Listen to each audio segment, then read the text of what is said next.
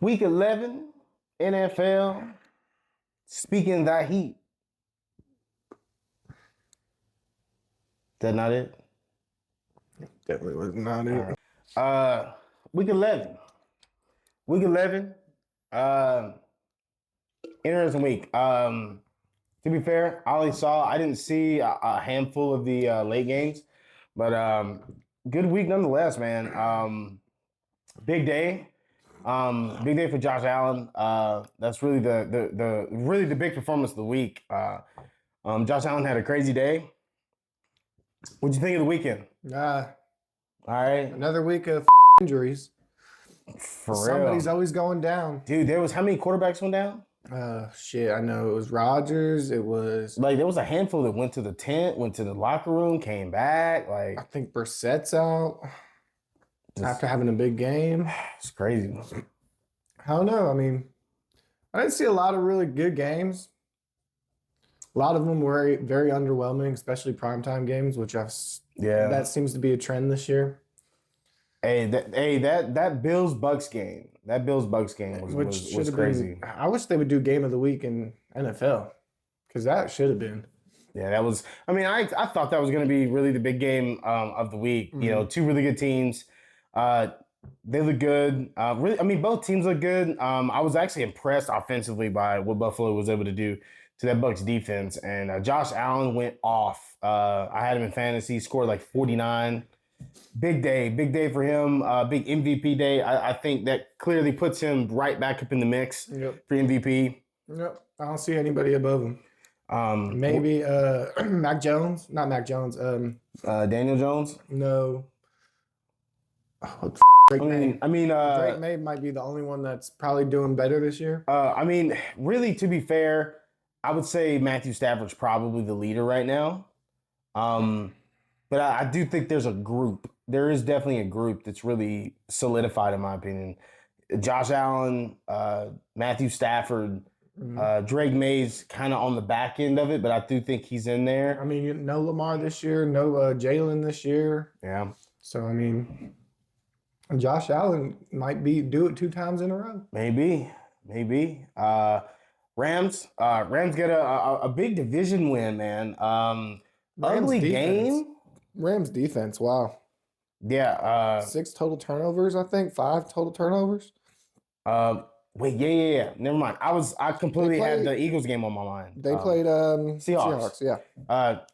Good game. I expected more points in this game, actually. I expected, both offenses have been putting up a lot of points. I expected this game to be way higher scoring, more of a shootout. But they really were able to turn over Sam Darnold a lot in this game. That was really the big difference in the game, in my opinion, because the game, from the scoreboard, was not a big difference. It was a close game the entire time. So, this honestly tells me a lot about the Seahawks, that Sam Darnold threw no touchdowns, 4 interceptions. Still only lost by, 3 points? Sam Darnold? Yeah. Threw 4 interceptions? 4 interceptions, no picks. What? 4 interceptions, no touchdowns. That's what I thought you said the first time. I think I did too. But yeah, just not a great performance by him, but Rams get a big win. It's cold now, starting to get cold. It's starting to get cold. It is. I think we had snow in a couple games. I think the Giants game had snow. Yep. I think the Eagles game had a little bit of snow. Yeah, Eagles, got a big primetime win. Very low scoring, tough game. I expected there to be more points in this game too. I still don't like what I see from Jalen Hurts throwing the ball downfield. Neither do I. You could tell early in that game they started trying to feed A.J. Brown, but it just it really didn't result in anything. No, and then Saquon's having a rough year.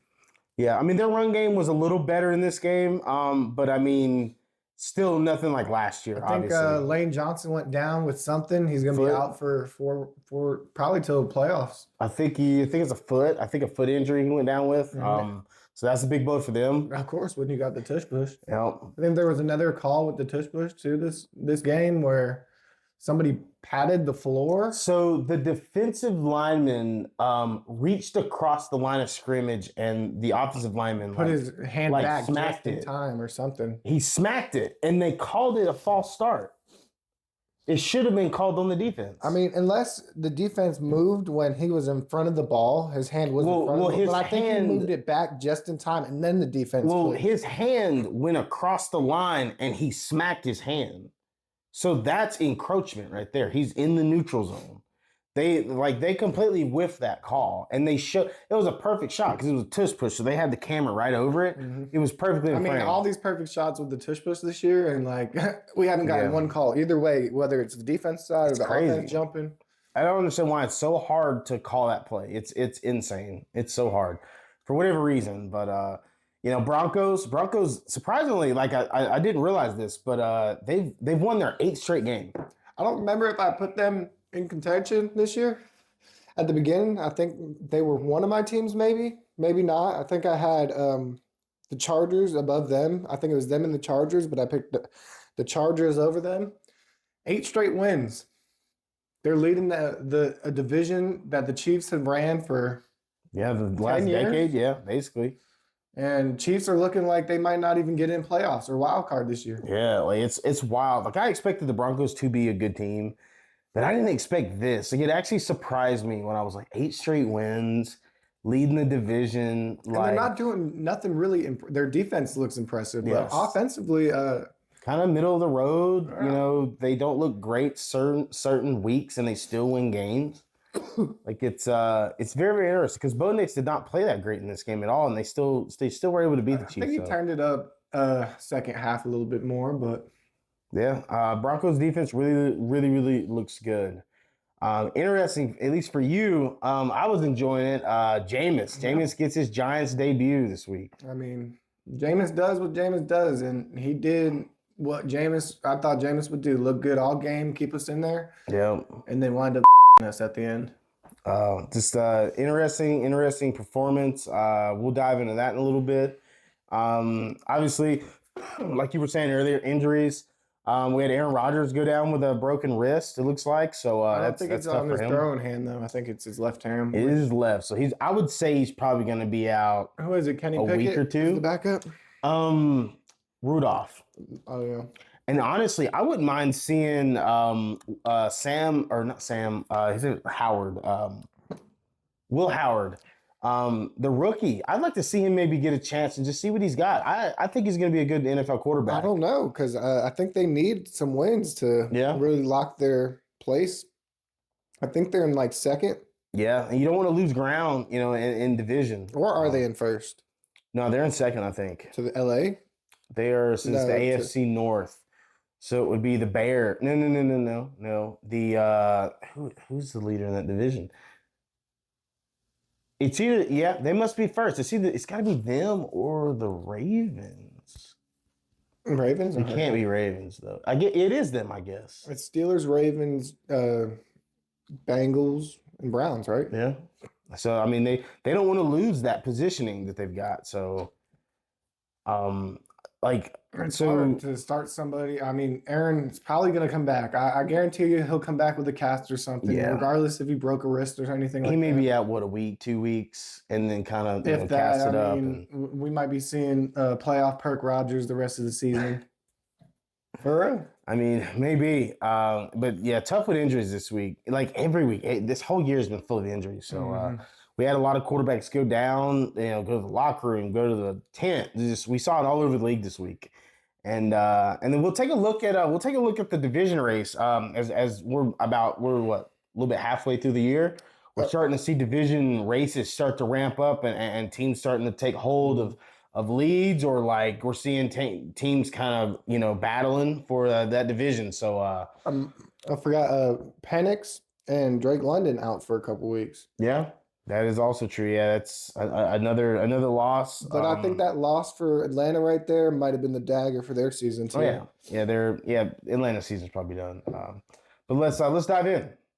Really, the kind of the game of the day. Really, at least from just a fan standpoint, man. The Bills and the Bucks put a show on. Back and forth the whole game. Quarterback performance was insane. These are the type of games I've been looking for all year, man. This was a shootout at its finest. 44-32, Bills take down the Bucks. Josh Allen had a stupid monster day, man. 317 passing yards, 3 touchdowns. 3 rushing touchdowns, scored almost 50 fantasy points. The Bills just look like major day. Yeah, they look like a monster team. I mean, the Bucks are always so hard to really pull away from, but I think they got out to an early lead and they just stayed on the gas the whole time. The Bucks all year really play from behind and try to come back and put points on the board late, and they couldn't do it in this one. Yeah, they. I mean, it was back and forth for the most of the game, and like, but you can just tell the Bills were just on. They were just playing on a different level. Josh Allen was playing on a different level. Baker doesn't have the weapons he had at the beginning of the year. Yeah, they have no running back. They have, I think they're down 2 wide receivers. Evans has been, obviously out for the rest of the year, and just man, it sucks seeing like as the year goes on, you see your team kind of deteriorating. And you get a result like this because you just you kind of just don't have the weapons that you had before. But Bills, man, Bucks, I still think win the division, still get in. Interesting. I think I want to say let's look at it real quick. Carolina's coming up. Carolina, I want to say has the lead in the division. Let's take a look here. They're almost tied. They're 1 game back from the lead in the division, which is crazy. The Bucks, dropping this game, obviously it's not great. But I mean, they still are leading the NFC South. But the Bills, dude, the Bills look ridiculously good on Sunday. Rams. What was this? This was a 4:30 game, right? It looked dark. I remember it being dark. Might have been a late, like the late window. I think so. 4:00 game. Yeah, dude. So I expected this game to be more high scoring. Both of these offenses are really, really good. And really with this win, I mean, the Rams kind of take a firm hold of the NFC West, but Stafford, continues to play well, continues to play, like maybe the best quarterback in the league. 2 touchdowns. And really the story of the game really is that Sam Darnold had 4 turnovers. Mm-hmm. Rams defense really turned it on. Took They away Njigba. I don't think Njigba really had many catches, many breakout plays. I think it was a lot of tight end, check down stuff for Sam Darnold and a lot of interceptions. Yeah, just not the greatest performance. Darnold's played really well all year, and he's not really turned the ball over much this year. But the Rams defense really, they had pressure on him. Their defense really looks good this year, and they really stepped up in this game. And this is a big game too, big NFC game, NFC West game. Whenever you look at the stats, I was just kind of looking back at the game, and I looked at the stats. The Seahawks really outed the Rams on the stat sheet. I mean, I think they outgained them in yards. There was a lot of stats that they were better than the Rams, but those 4 turnovers is really what did it. One of them was a pick 6, maybe? Maybe not. I think it was down. It was early in the game. I think it was down to like the 4-yard line or something. So I mean, without let's just say if he doesn't throw those 4 picks, let's just say if he throws 1 or 2, this is a completely different ball game right here. I mean, this is a completely different game. So that tells me a lot about the Seahawks to a degree. Like they still almost beat the Rams with 4 turnovers or 4 interceptions by the quarterback. So and no touchdowns. So that tells me a lot really about how good the Seahawks are, that they were still able to make this such a game and not have good quarterback plays. So that I'm actually impressed with the Seahawks in this performance, really. But a big win for the Rams, man. They're continuing their winning ways, and they still look like one of the best teams in the league. The Broncos take down the Chiefs. Big division game. A lot of these games are division games right now. Big win for them. Big win for the Broncos. They go on to win their 8th straight game and win, and really in spite of Bo Nix. Bo Nix didn't have the greatest game. He had 0 touchdowns in this game. Wow. Which is actually kind of alarming when you realize that they just went and took down the Chiefs. And, you expect them to, go out and perform really, really big. But Broncos continue to win, even though that offensively, they don't scare you at all. They don't really go and put a ton of points on the board, but they continue to win these games, man. Their defense, Broncos defense, I think statistically is either 1 or 2 in the league. So, I understand this score, but just no touchdowns from your quarterback. That's wild. Looking at this game as well, they were pretty identical statistically on the stat sheet, other than the turnovers. That was really the difference in the game, but they won the game, or with no touchdowns, not turnovers, but with the having no touchdowns from the quarterback, and they still won the game. That tells me a lot about the Broncos. Not just the 8 wins, but being able to beat a quality team like the Chiefs, and really statistically, they didn't go and blow them out or anything, and they didn't really win the game on paper necessarily, but they really performed well, stepped up big and crucial games, because all these are going to be crucial games now when determining divisions and playoff seeding. So big win for the Broncos. Chiefs have kind of fallen, man. What are they, 5-5 or something? I think they are, yeah. Something right in the middle.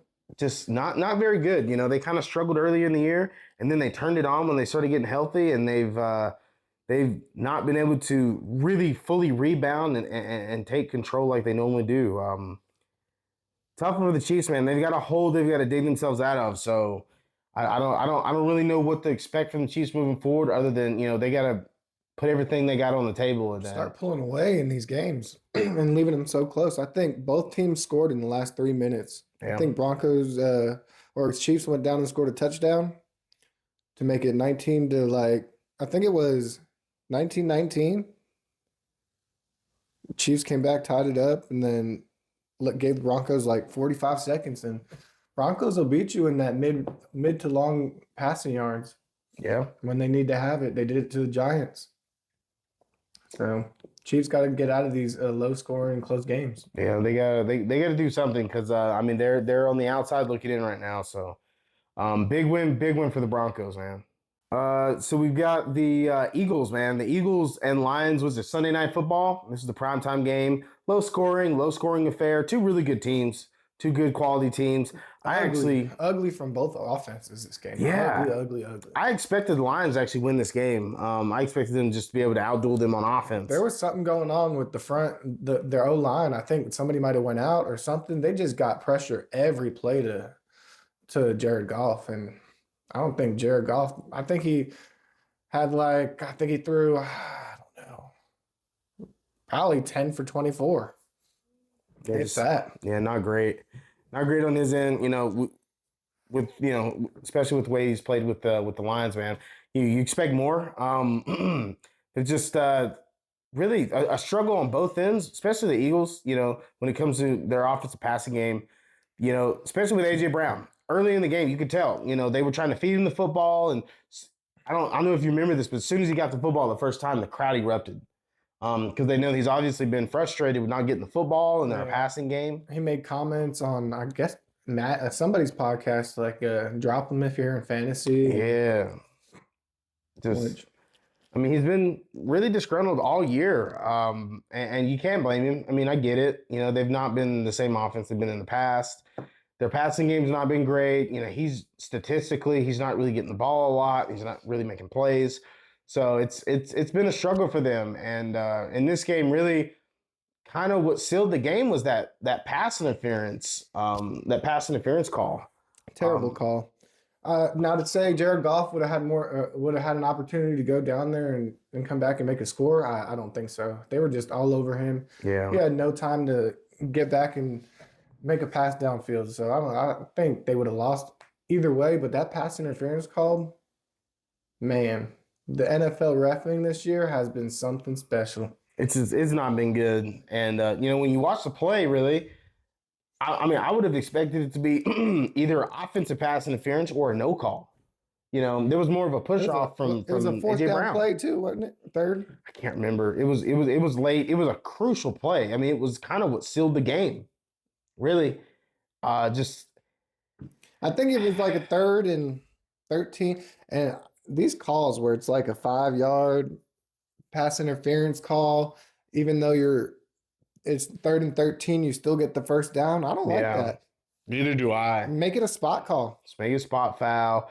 advance the yardage, but don't change the down unless it's more than the down was worth. So I mean, you can reset the down and get your 5 back or yeah. something. But I mean, also so remember years ago whenever the Rams and Saints had that playoff game and they ended up, hosing that call and they ended up implementing the review for one season for pass interference where you could review it and then they took it away. Times like this is whenever you need to be able to review pass interference. I think this is an absolute... Give coaches a challenge flag for calls like that. Exactly, because we always want to talk about refs aren't perfect, and we see so many bad calls from refs, but you can't argue it or you get a penalty, or you get a flagrant, or a technical, or whatever the sport is, but you also can't go against the refs at all with challenging it. I hate how concrete everything from the refs is because refs make mistakes. Just like that Georgia game with Florida, that catch with Florida. Was it Florida? Yeah, the catch with Florida. They called it a catch. It was clearly, or called it a not catch. And it looked like it might have been a catch. Like, we got to be able to review things and challenge things because the refs aren't always right. And I think there's nothing wrong with acknowledging that the refs are not always right. And also, I wish the refs would answer to the calls that they make. Because I want to hear, like we hear from players and coaches, I want to hear from that ref. Why'd you call that? Why'd you not call that? What did you see? What did you not see? I think there's more accountability that can be taken from these refs and these calls, but it just doesn't exist. But ugly game. I really thought it was kind of an ugly game. I thought the beginning of the game was good, and then they just never turned it on. I understand there's two really good defenses, and I get it. I think it went 3 and out, 3 and out, 3 and out, 3 and out. Just not a great offensive game, but Eagles picked up a big win. It big was NFC a very game. windy game, so there wasn't a lot of 4th down and goes for the Lions. I think they wound up going for it on 4th down like 6 times. Yeah, wind was definitely a factor in this game, very much. I want to say someone kicked a field. I can't remember who it was, but they kicked a field goal and they overcorrected. I think pregame they showed footage pregame of them taking just practice kicks and them. The balls were gone. Yeah, it was crazy. But yeah, big win for the Eagles. Big NFC win. And I think next they got the Cowboys. I think so.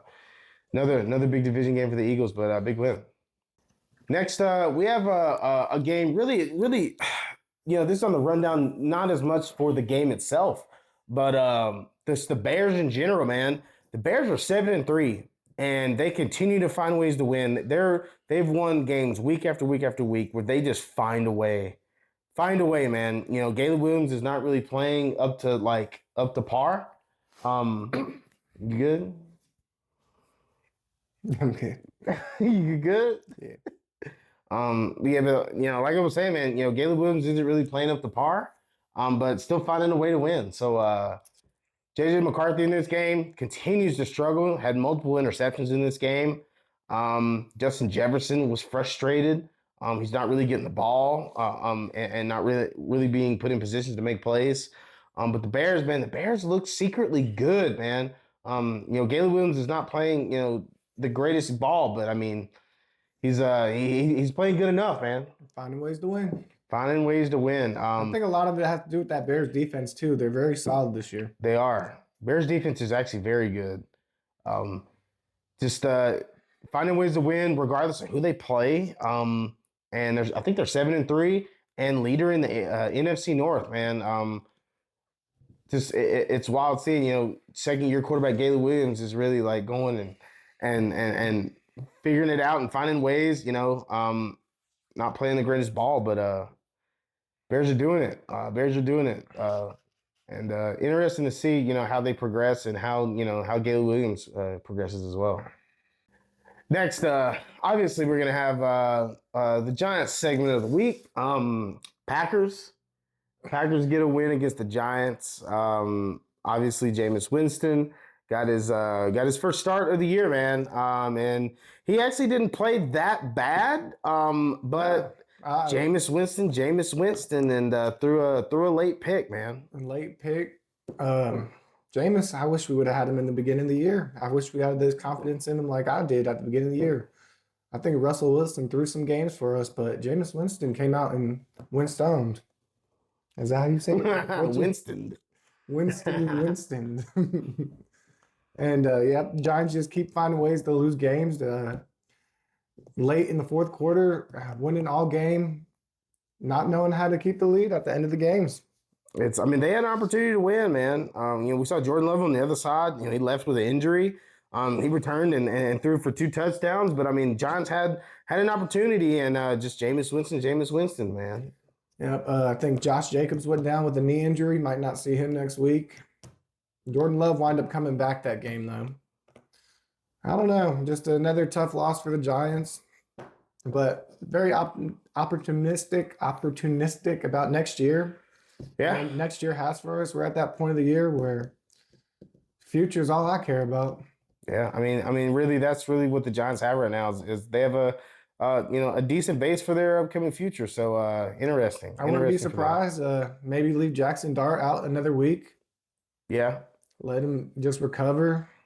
Be ready. Don't put him in situations to where he needs to go in there and dominate. Unless he's trying to get Rookie of the Year, which I don't know. I think it's a little late for that.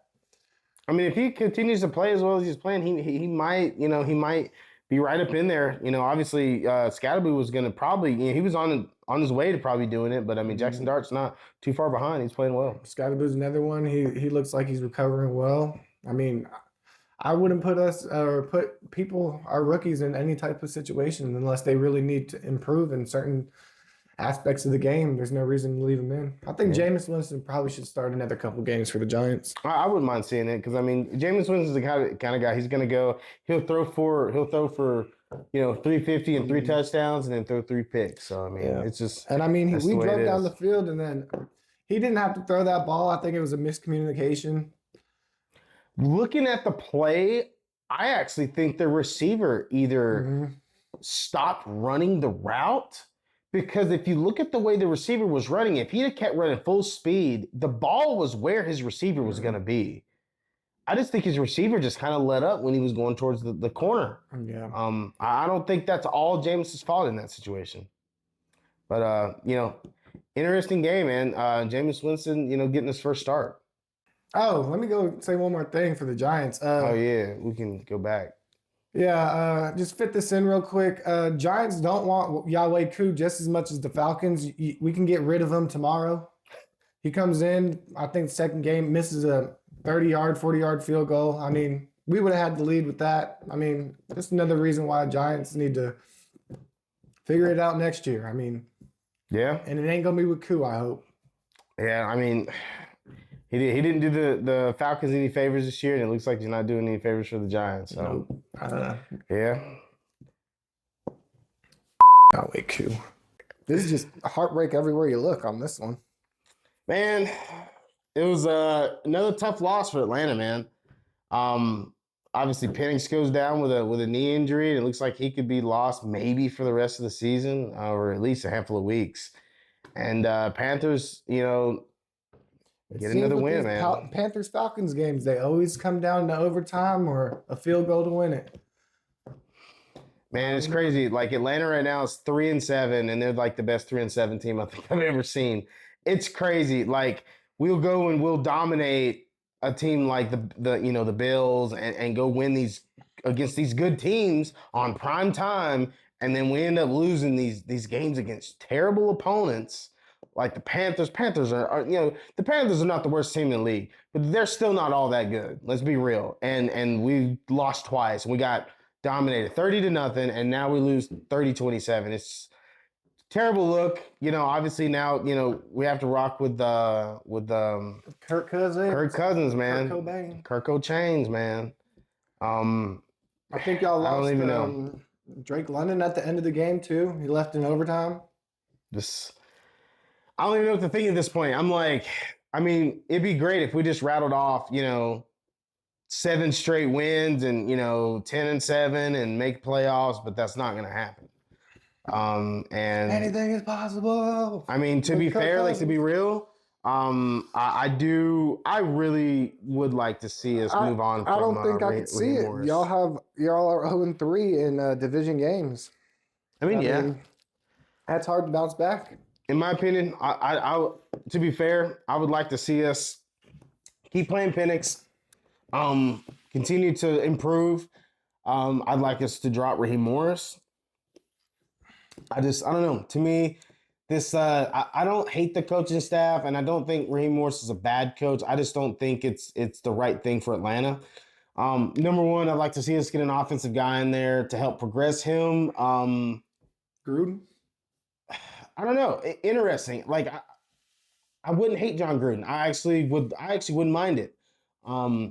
Or so I seen something. I don't know how credible this is, but I seen something where it said Daboll? that actually that's actually not a bad idea. I like Brian Dable a I seen lot. he's going to Penn State. I seen him come out the house in the Penn State. All his family goes to Penn State. Yeah.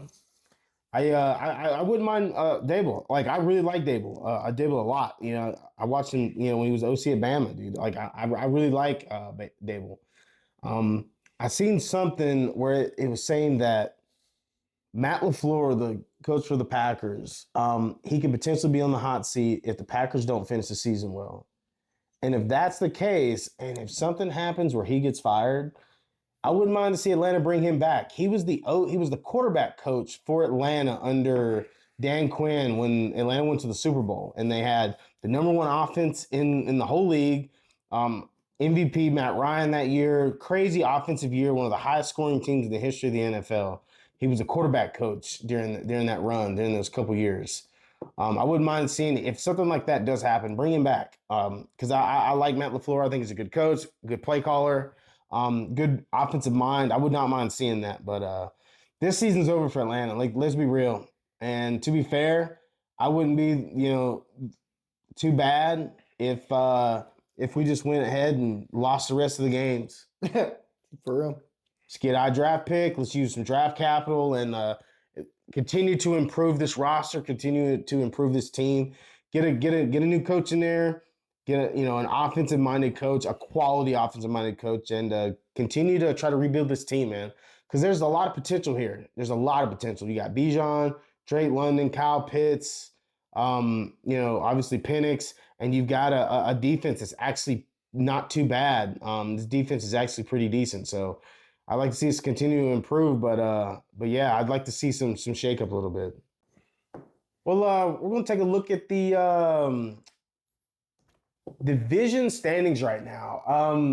Obviously, we're about 10 games in, so we're starting to kind of see the divisions take shape. Who's ahead in the divisions, and kind of see how far teams are back, and really see how this season's really playing out with what really means everything. And that's playoff seeding. So here, let's look at the AFC real quick. AFC East, interesting. Patriots really have a decent lead right now, man. Bills are obviously second place, but very interesting to see a team like the Patriots, who we did not come into the year expecting to be as good as they are, and they're really like taking a strong hold of the AFC East. Yep. It's very, very interesting. Very interesting to see, these standings like this, because Patriots are young and rebuilding, and they look really, really good. And Bills obviously came into the year, they were looked at as maybe the best team in the league, and they have had moments where they look like it, especially this week. But they have dropped some gains. But interesting that the Bills could be a potential wild card team instead of being, getting a bye, which most people probably thought they'd probably get a bye this year. Very interesting. AFC North, kind of we thought this was going to be a tough division, and it's not looked as tough as we thought. Steelers obviously have the lead in this division, but at the same time, Ravens aren't too far back, and I still think the Ravens have a chance to close on the Steelers. Because I will say, I see the Steelers still dropping some games, especially with Aaron Rodgers out now. Yep. Ravens are starting to climb back and look healthy again. I like what I see for the Ravens. I think they're going to start trending upwards here, and I don't think this AFC North is even close to being over with, man. This is it's going to start getting good here in the next couple weeks, especially with Aaron Rodgers maybe being out a couple games for his broken wrist. I think this is going to change here. AFC South. Colts, obviously, top dogs in the AFC South right now. Jags are a surprising team. As good as they've played, they've looked good. Had a big time performance this week against the Chargers, man. Blew the Chargers out. Big But Colts obviously look like maybe the best team in the league, but they've got a firm hold of the AFC South and AFC West. Really, probably maybe the toughest division in the AFC. The Broncos obviously, like we were saying earlier, 8-game win streak, 9-2. They're what are they? What is this? 4 games, 3 games ahead of the Chargers. So I mean, that's big for them. They've got a little bit of breathing room here. I think they still need a bye. Yeah. And the Chiefs may not make playoffs, and that's big having them down here at 5-5. Dude. That is not what I expected at all. It's pretty close. I mean, we're gonna have to see who wins out. Yeah. Especially in this division. NFC, let's look at the NFC, man. NFC East, as we were talking about earlier, Eagles have this in firm control. Cowboys, Commanders, and Giants really just don't look very good. It came out. NFC East looked like one of the best divisions at the beginning of the year, and then Commanders slowly fell off, and Cowboys just haven't been able to win games. It's just, man, obviously we expected the Eagles to be amongst the best in the league, but the Cowboys, especially early in the year, we looked at, this Cowboys offense looks good. They're going to be challenging for the AFC or NFC East, and it's just not happened. And the Commanders have just been injured, and they've just fallen apart. And this is obviously not their year, but Eagles are in firm control, and they're most likely they're probably going to clinch, and probably going to be one of the first teams to clinch the divisions here in not too long. Maybe the most surprising division in all of football. Very close. AFC North, and the Bears have the lead in the division. It's wild, man. It's absolutely wild to see. There was a lot of hype around the Vikings coming in the year with JJ McCarthy, and they don't look like it. The Lions, I expected to win the division. Still possibly could. And yeah, very much. I mean, this is a tight race, but just seeing the Bears up top is actually very, very surprising. Again, like I was saying earlier, Caleb Williams is really, figuring it out, man. Just seeing a team like the Bears go and defensively winning these games, and Caleb Williams is QB in this team to a lead, so in the division. But I don't know, Bears seem to always find a way to lose at the end of the season. Yeah, and wind up missing it by a little bit. So we'll see if they can continue to dominate. Really. Yeah. I mean, they've not really dominated yet, but I mean they've found a way. They've scratched and clawed, and hopefully they can continue to get better. Hopefully Caleb Williams can continue to get better, and we'll see, man. I don't see the sophomore slump from Caleb Williams, so. Hopefully they can continue to keep being atop the NFC North. So the Packers, Lions, Bears, they're all going to be right in there, all right in there. We'll see how that shakes out. NFC South. This is not what we really expected, man. Obviously the Bucs are a good football team, but really did not expect the Panthers to be second, and really the Falcons and Saints are really kind of out of it at this point. Interesting seeing the Panthers second, man. They've played some quality football this year, more than expected. Know how to win late in games. Yeah, very, very much. Just getting it done. Crucial wins against some really good teams. And then the Bucs have looked really, really good all year. They're a little banged up, but they're really right in the mix. So, I think they're waiting on players to get healthy. I think Bucky Irvin comes back this week. Yeah. I don't know who else. They is there wideout core other than Mike Evans? Is there wideout core back? Because I knew that Ibuka was out for a minute. Yeah, I mean they're all coming off an injury. Like I know Ibuka was out for a week, Otten was out for a week, and all they got is Tez Johnson and Sterling Shepard, I think. Yeah, I think Sterling Shepard had a good game this past week. I think I was hearing his name a lot. So that running back. That 44 went off. Jay Tucker? Yeah. Something like that. Sean Tucker wound up scoring like most of their touchdowns. Interesting for the Bucs, man. They're a game ahead, so we'll see how this shakes out. And the Panthers are right there. And then the NFC West. Tough division. Rams really with a big win this week really took hold of the division. But Seahawks are right there. Seahawks are one of the best teams in the league, and wouldn't be surprised if they're still in it to end the year. But 49ers look really good this past Sunday too. Yeah, they got Brock Purdy back, and he played well. Played well. I think he got three for 3 touchdowns. Yep. Interesting to see how these divisions play out, man. Because we're starting to get into the nitty gritty of the season. So interesting. Let's take a look at Week 12. Some interesting games this week. Really, Bucks and Rams. Looking forward to this one. Mm-hmm. Big time football right here. If the Rams can find a way to keep scoring in this, I think they win. But don't count the Bucks out. Yeah. Bucks, I mean, they're going to be right in there, especially even if they get down, because they've shown that they can come back and win these games. Really, really good game. I expect this game to be maybe a shootout potentially. See it going over 50 points? Maybe, potentially.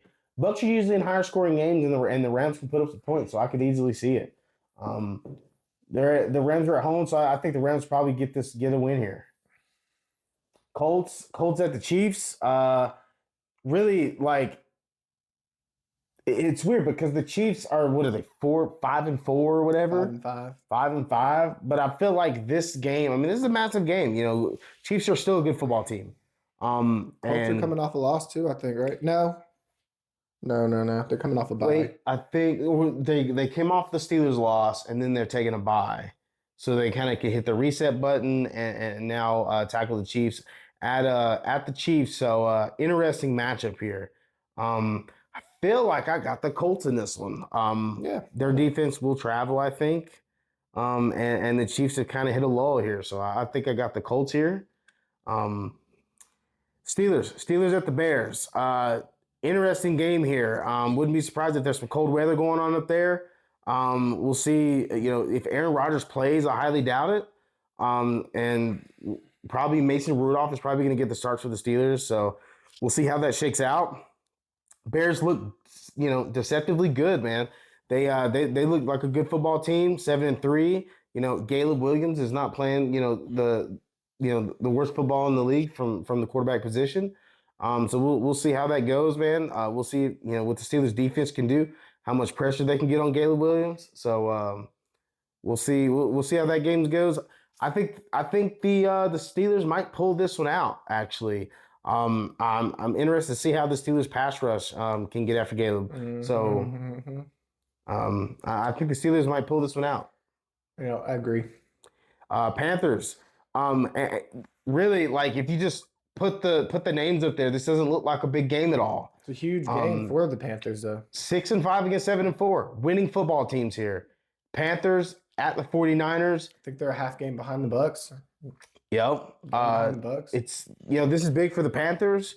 And really big for the 49ers too, because 49ers are gonna try to sneak up in that NFC West, and the Panthers are right there, just like you were saying.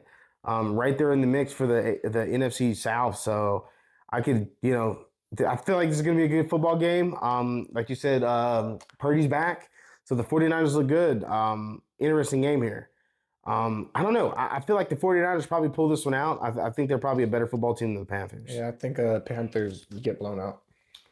And then, obviously, Giants at the Lions, Giants have given people trouble all year. I mean, they really have, actually. We gave the Broncos trouble. We've given Cowboys trouble. We've given Eagles trouble. It's almost every game we played has been a one-score game, one-possession game. Just defensively, if the Giants just played better. Game. So, Lions are coming off a tough loss to the Eagles. So this will be a bounce-back game for them, too. Big implications, because I think they're in third place. Lions, yeah, they are. They're in third place, yeah. So, I mean, they can't afford a loss to the Giants.